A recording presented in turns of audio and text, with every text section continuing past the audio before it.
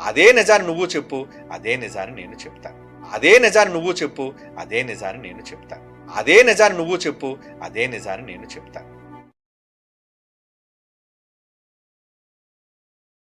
ఎవరెవరికి సందేహాలున్నాయి వాళ్ళందరూ ఏవండి మాకిక్కడ ఏకమై ఉన్నాడు అన్నాడు, ఇక్కడ ఏకమై ఉన్నట్టా? లేదా ఇక్కడ ముగ్గురుగా కనబడుతున్నారు, ముగ్గురుగా ఉన్నట్టా? మాకు కొంచెం సందేహంగా ఉందండి. మనం మాట్లాడుకుందాం.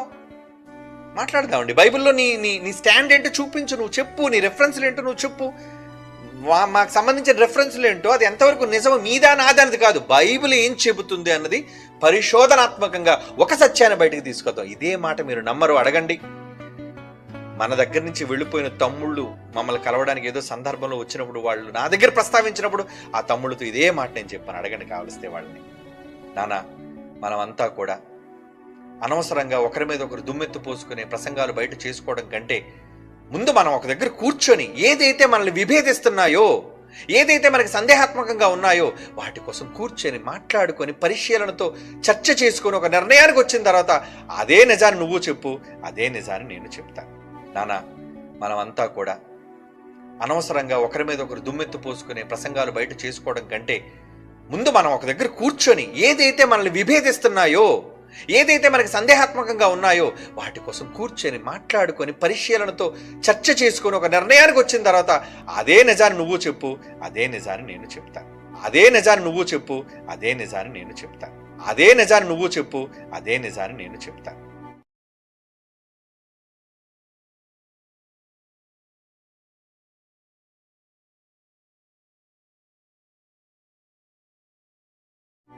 అది తప్పైతే నేను సర్దుకుంటాను, నీది తప్పైతే నువ్వు సర్దుకో. ఏం తప్పుని సర్దుకోవాలి కదండి. బైబిల్ దగ్గర తప్పు సర్దుకోవడానికి మనకి నామోషి ఏముందండి.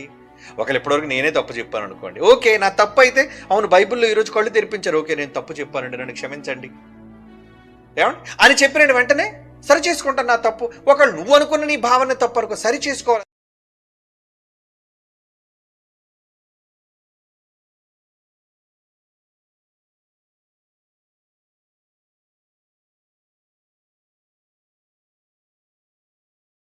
నేను చెప్పాను కాబట్టి నా అంతటి వాడు నేను తప్పు చెప్పను కాబట్టి నా తప్పే నిజమని నువ్వు అనుకుని భీష్మించి కూర్చుంటే ఇంక ఇది ఎప్పుడు తేలుతుంది చెప్పండి. నిజం ఎప్పుడు తెలుసుకుంటా చెప్పండి ఈ సమాజం.